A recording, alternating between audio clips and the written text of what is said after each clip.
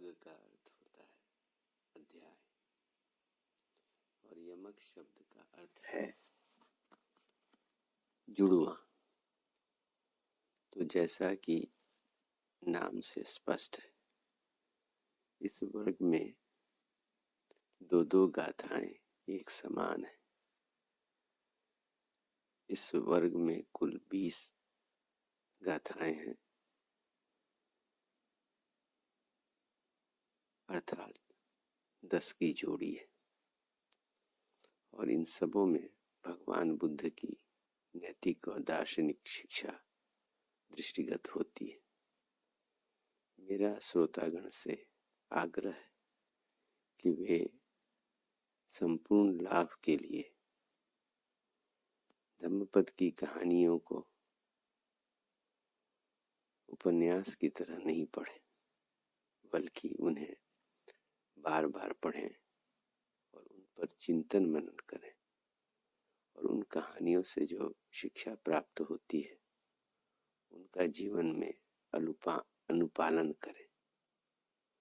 क्योंकि बुद्ध एक महान शिक्षक थे, बड़े ही ओजस्वी, प्रज्ञावान, महाकारुणिक, दयालु। तो चलिए हम इन गाथाओं का जिक्र करते हैं। पहली गाथा है, मन ही सभी प्रवृत्तियों का प्रधान है। सभी कुछ जीवन में मन से ही उत्पन्न होता है, अच्छा या बुरा। अगर कोई व्यक्ति दूषित मन से, कलुषित मन से, अपवित्र मन से, निगेटिव मन से बुरा सोचता हुआ कुछ कर्म करता है तो उसका परिणाम दुख होता है। दुख उसका जीवन में अनुसरण उसी प्रकार करता है जिस प्रकार बैलगाड़ी का पहिया बैल के खुर के निशान का पीछा करता है। जहां जहां बैल के पैर के खुर के निशान पड़ते हैं वहीं पीछे से पहिया भी आता है।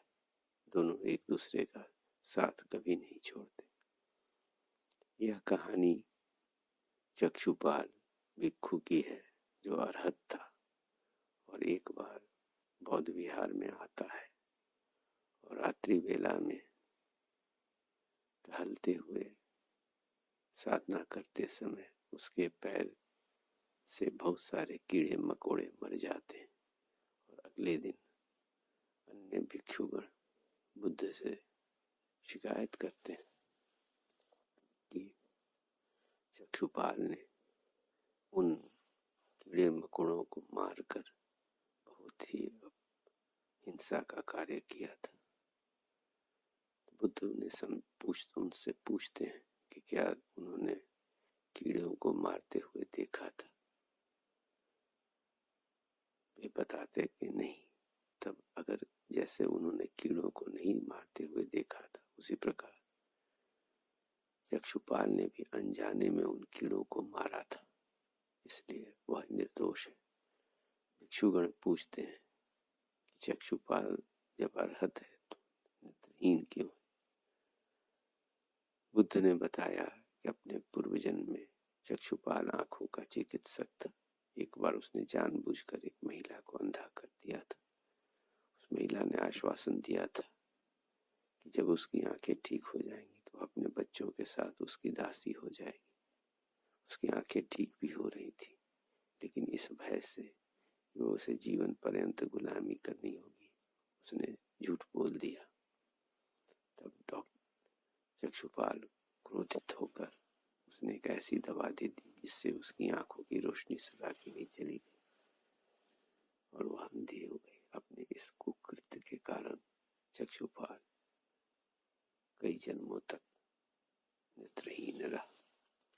दूसरी गाथा भी इसी से मिलती जुलती है। मन सभी प्रवृत्तियों का प्रधान है। सभी कर्म मन से ही घटित होते हैं।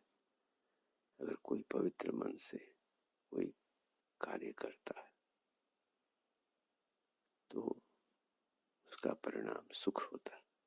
सुख उसका उसी प्रकार साथ नहीं छोड़ता। इस प्रकार मनुष्य की छाया उसका साथ नहीं छोड़ती। हम अंधेरे में बैठे रहते हैं, हमारी छाया वहां नहीं दिखती। हम बाहर जाते हैं धूप में तो छाया पीछे पीछे चली आती। यह मट्ट कुंडली की कथा पर आधारित है। यहाँ संभव नहीं होगा कि सभी कथाएं कही जाएं। इतना पर्याप्त है कि मट्ट कुंडली ने बहुत कुछ कर्म कांड नहीं किए थे, केवल मन से ही बुद्ध के प्रति समर्पित था, धर्म के प्रति समर्पित था, संघ के प्रति समर्पित था, और इसी कारण उसे मृत्यु के बाद उच्च लोकों की प्राप्ति हुई। मन ही सभी प्रवृत्तियों का प्रधान है। यह बुद्ध के शिक्षा उपाली सुत्त में उदाहरण के लिए स्पष्ट है, जहाँ पर बुद्ध बताते हैं कि मन के द्वारा अगर कोई व्यक्ति चाहे तो वह सभी कुछ कर सकता है, मन की शक्ति के द्वारा। तीसरी गाथा, उसने मुझे मारा, उसने मुझे पीटा, उसने मुझे हराया, उसने मुझे गाली दी। जो व्यक्ति इन बातों को जीवन में याद रखते हैं उनके जीवन से वैर का अंत नहीं होता। इसके विपरीत चौथी गाथा में उसने मुझे मारा, उसने मुझे हराया, उसने मुझे गाली दी, उसने मेरा बुरा किया। जो इन बातों को जीवन में भूल जाते, याद नहीं रखते, उनके जीवन से वैर का अंत हो जाता। यह भिक्षु तिस्स की कथा पर आधारित है, जो अपने कर्तव्यों के प्रति सजग तो नहीं थे, पर अपने अधिकारों के लिए बहुत ही व्यग्र रहते थे। पांचवी गाथा बहुत ही प्रेरणादायक है। घृणा का अंत घृणा से नहीं होता, घृणा का अंत होता है प्रेम, दया, करुणा, मैत्री से। यह दो सौतन की कथा है जो एक दूसरे से हर जन्म में बदला लेती रही। उनके पुत्र की हत्या करने में सहयोग देकर उनकी और दूसरी स्त्री की भी हत्या में सहयोग देती थी। बुद्ध काल में उनमें से एक बुद्ध की सभा में जाती हैं और वहां पर बुद्ध उन्हें पूर्व जन्मों की बात बताते हैं और तब कहते हैं कि घृणा का अंत घृणा से नहीं होगा, घृणा का अंत होगा प्रेम, दया, करुणा, मैत्री से। अगली गाथा, छठी गाथा कहती है कि मूर्ख लोग नहीं जानते कि उन्हें एक दिन संसार से जाना होगा। जो व्यक्ति जानते हैं कि संसार से एक दिन जाना ही होगा, वैसे व्यक्तियों के इस संसार में कलह शांत हो जाते हैं। यह बुद्ध के भिक्षुओं की कथा है। एक छोटे से नियम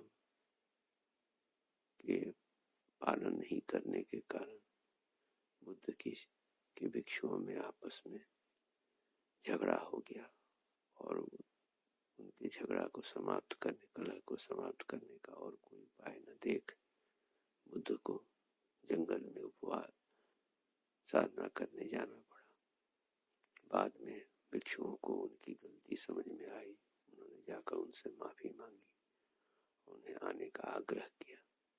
तब बुद्ध ने ये गाथा कही और उन्हें समझाया कि हर व्यक्ति को समझना चाहिए कि वह सीमित समय के लिए संसार में आया है और इस प्रकार उसका कलह शांत हो सकता है।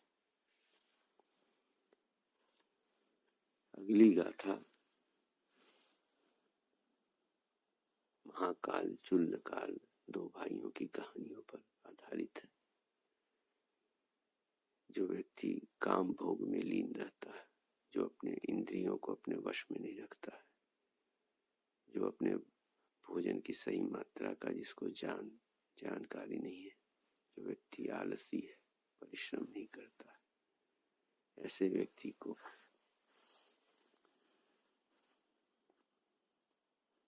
मार मतलब दुष्टता की का देवता मार उस व्यक्ति को उसी प्रकार पर परास्त कर देता है जीवन में, जैसे वायु एक दुर्बल वृक्ष को गिरा देती है। इसके विपरीत अगर वह अंदर से संयमित है, नियम पूर्वक जीवन जीता है, सभी प्रकार के अनुशासन को पालन करता है, तो ऐसे व्यक्ति को का मार कुछ नुकसान नहीं कर पाएगा। जैसे वायु, तूफान, चट्टान का कुछ नुकसान नहीं कर पाता। यहाँ यह उल्लेख करना अनिवार्य होगा कि बौद्ध धर्म बहुत ही आशावादी धर्म है। अगर मनुष्य अकुशल गलत कर्म करके अपने लिए जीवन में दुख का सृजन कर लेता है, यहीं पर स्वर्ग या नरक का निर्माण कर लेता है, तो फिर वही व्यक्ति सदकर्म, कुशल कर्म करके, अच्छे कर्म करके, परमार्थ करके उनके प्रभाव को मिटा भी सकता है, उन दुष्कर्मों के परिणाम को निष्क्रिय भी कर सकता है। तो इस प्रकार बुद्ध कहते हैं कि मनुष्य ही अपने भाग्य का निर्माता है, और इसी को कहते हैं अत्था ही अत्थो नाथो, अत्था ही अत्थो गति। मनुष्य अब स्वयं अपना नाथ है, अपना स्वामी है, और इस कारण वह अपनी ही गति बनाता है। सुगति बनाना चाहे या दुर्गति बनाना चाहे, भविष्य को कल्याणमय करना चाहे या दुखद करना चाहे, यह दोनों ही उसके हाथ में। 9वीं और 10वीं गाथा दोनों भिक्षु देवदत्त से संबंधित है। भिक्षु देवदत्त के पास पर्याप्त चीवर था, और भिक्षु संघ का नियम है कि अगर किसी भिक्षु के पास पर्याप्त चीवर है और उसे चीवर दान में प्राप्त होता है, तो उसे संघ में दे देना चाहिए। लेकिन राजगृह में जब बहुत ही कीमती वस्त्र के रूप में चीवर प्राप्त होता है, तो देवदत्त उसे पहनकर फूला नहीं समाता, इठलाता है। और इस बात की जब जानकारी बुद्ध को दी जाती है, तो कहते हैं कि जिसने अपने मन को स्वच्छ नहीं किया है, वह काषाय वस्त्र अगर धारण करता है, तो ऐसा संयमहीन व्यक्ति काषाय वस्त्र, गिरुआ वस्त्र धारण करने का अधिकारी नहीं। इसके विपरीत वे कहते हैं कि अगर व्यक्ति ने अपने मन को स्वच्छ कर दिया है, पवित्र कर दिया है, भीतर से उसे बिल्कुल साफ कर दिया है, तब वह काषाय वस्त्र, गिरुआ वस्त्र धारण करता है, तो वह व्यक्ति, वह भिक्षु उसका अधिकारी है। इसे ही कबीर समझाते हैं, मन न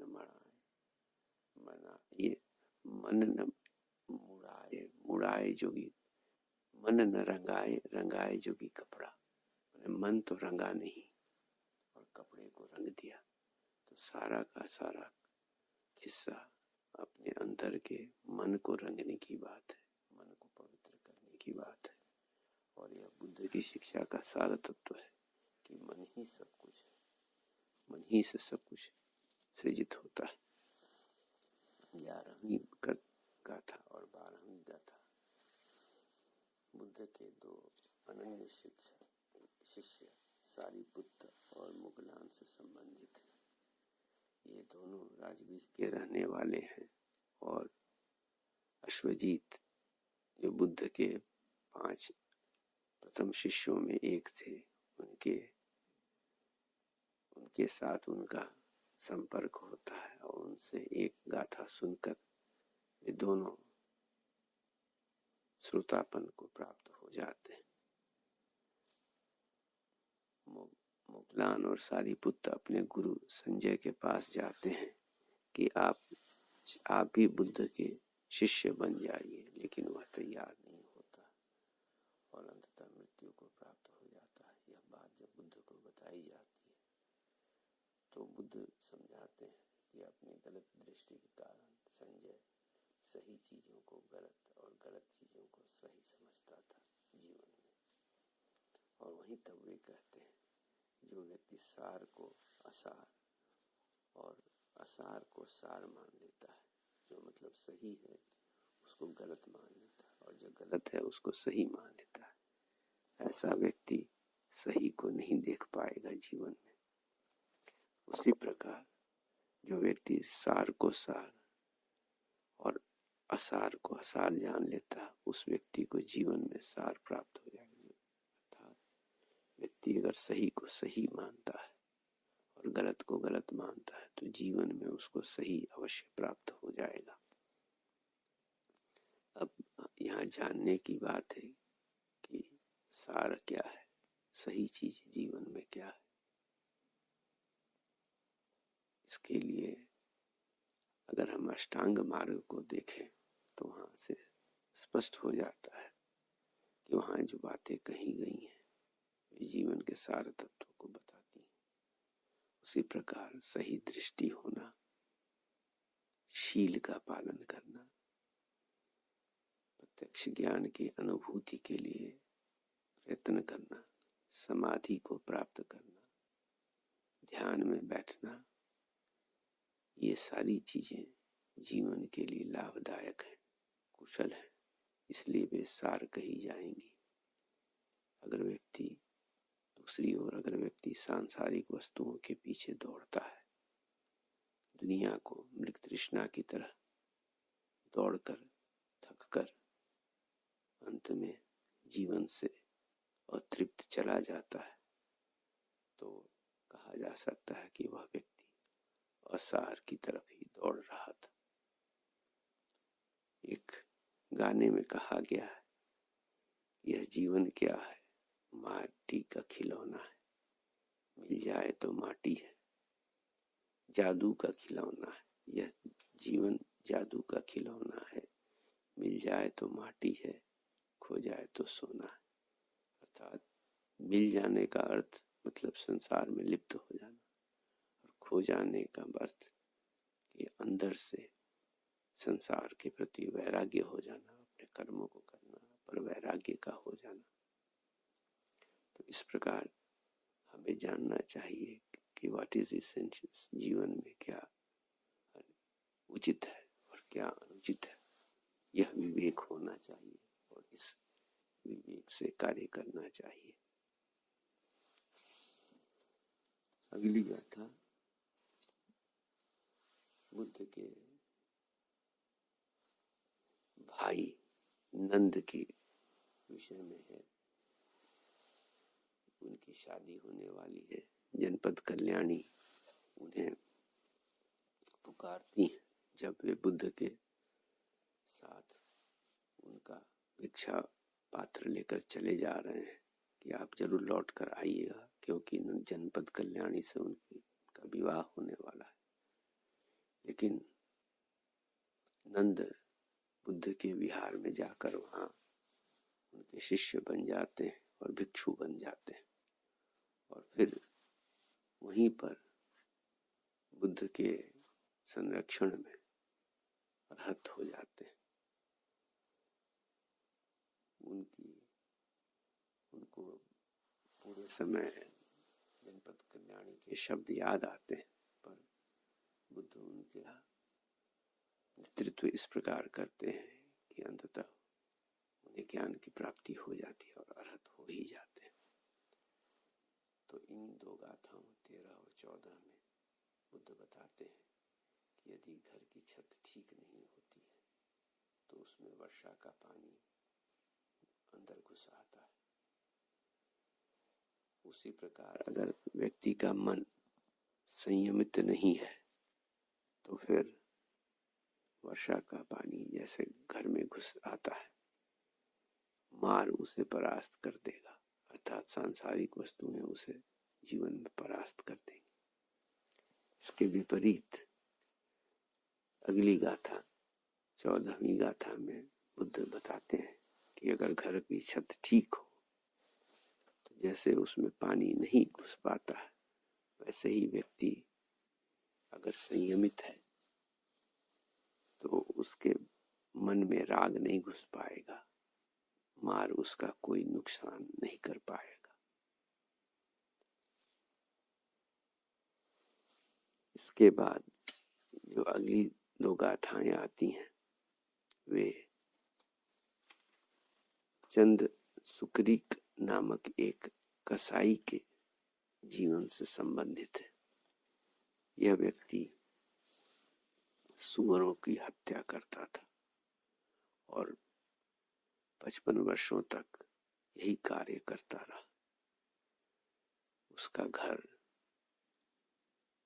बौद्ध विहार के बिल्कुल बगल में था, पास में था, फिर भी जीवन पर्यंत उसने कलछू भर भी दान नहीं किया और बड़ी ही निर्दयता से वह उन सूअरों को मारता था।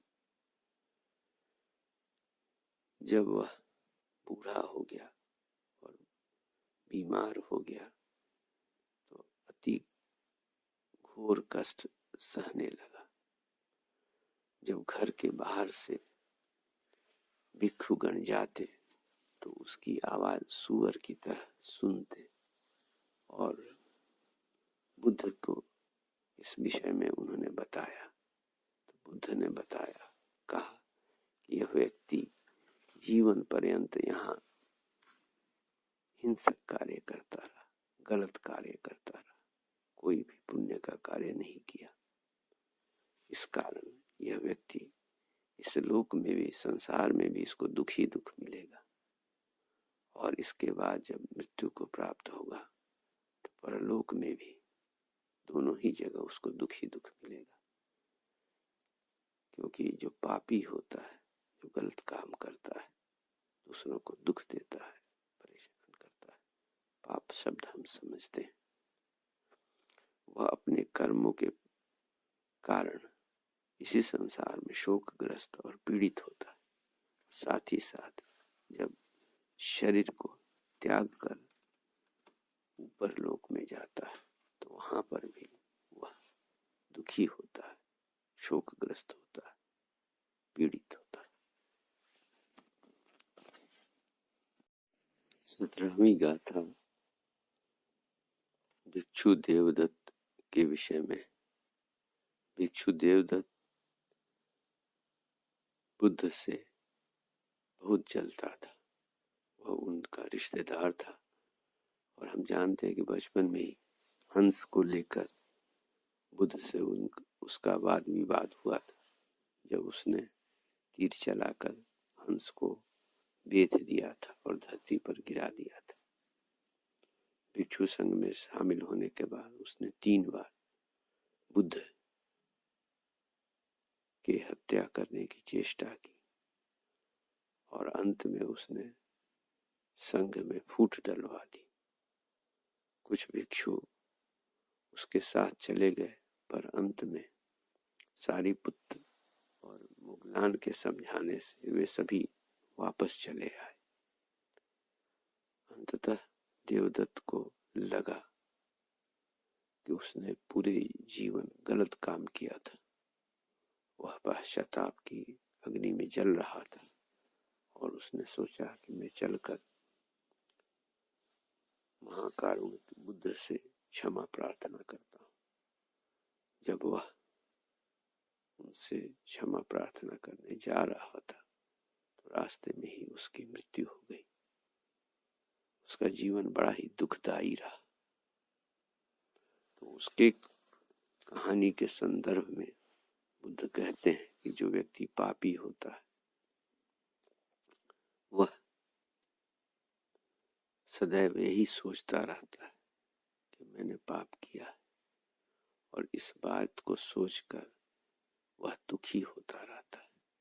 दुखी होना भी है क्योंकि उसने कर्म किया है पाप का। वह इस संसार में भी जलता रहेगा, संतप्त रहेगा और इस संसार से परे जाकर के भी वह जलता रहेगा, सदैव अंदर से जलता ही रहेगा, कष्ट में ही रहेगा।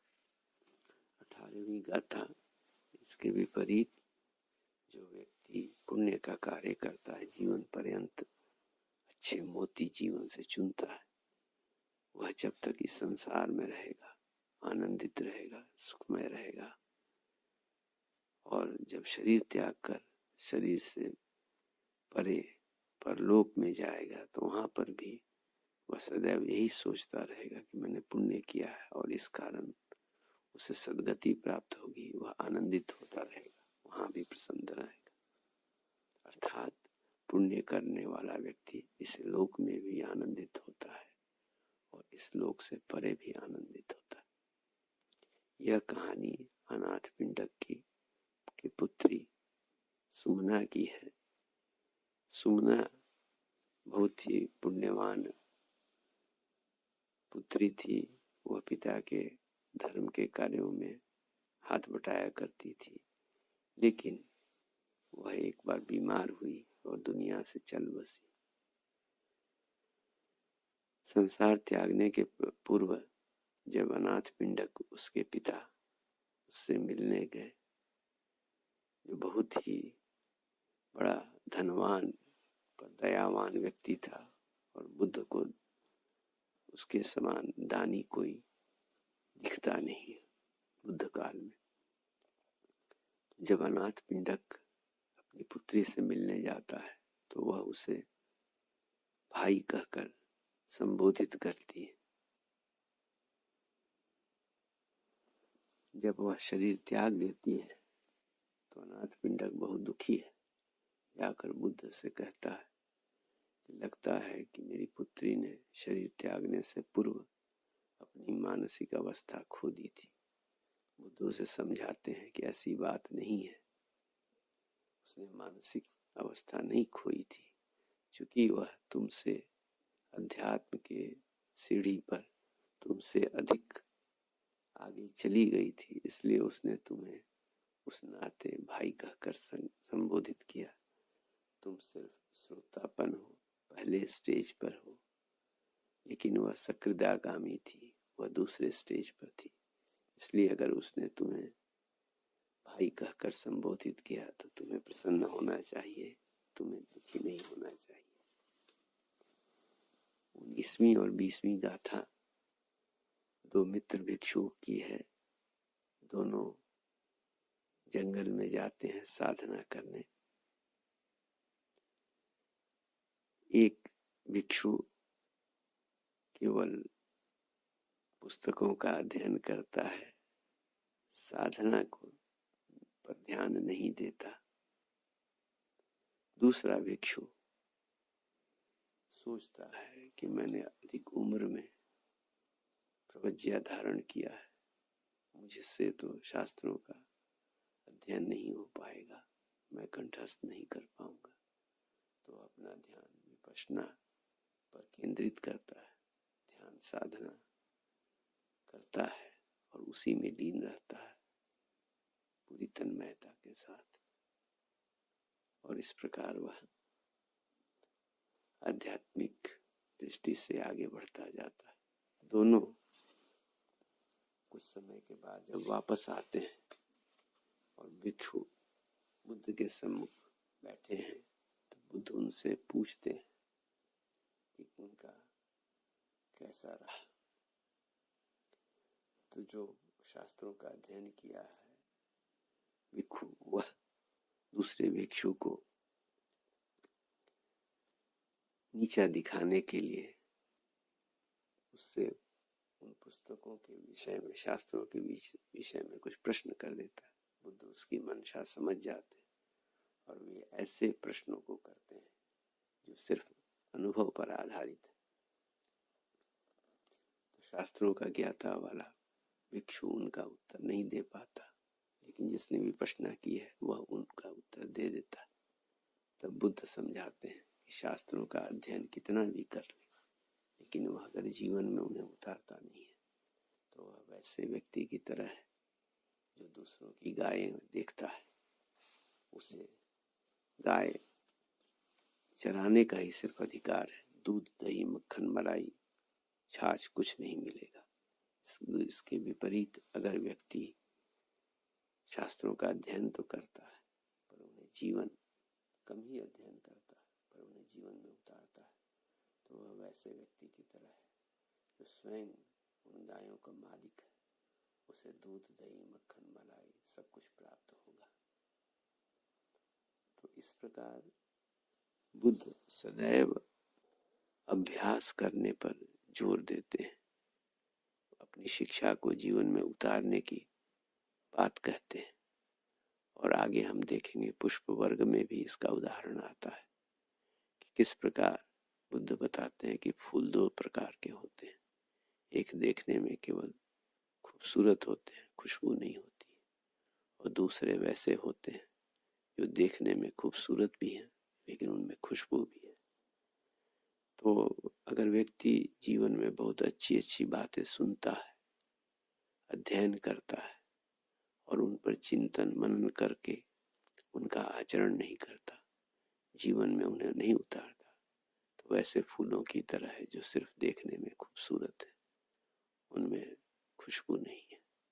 इसके विपरीत अगर उन्हें वह जीवन में उतारता है तो वैसे फूलों की तरह है जो देखने में भी खूबसूरत है और उनमें खुशबू भी है। चलिए धम्मपद के इस प्रथम अध्याय के अध्ययन के बाद हम वैसे फूल बनने की चेष्टा करें, उसमें लग जाएं, चिंतन मनन में लग जाएं, ध्यान करने में लग जाएं, ताकि हम वैसे पुष्प बन सकें जिनमें खुशबू भी है और सुंदरता भी है। और वह हम खुशबू अपने समाज में, अपने देश में, अपने परिवार में सर्वत्र बांटे, सबों का भला सोचे। माता जिस प्रकार अपने इकलौते पुत्र की जीवन देकर के भी रक्षा करती है और जैसी मैत्री भावना रखती है, वैसे ही मैत्री भावना हम संसार के सभी प्राणियों के प्रति रखें, अपने प्रति भी रखें। यही मेरी कामना है। नमो बुद्धाय। धन्यवाद।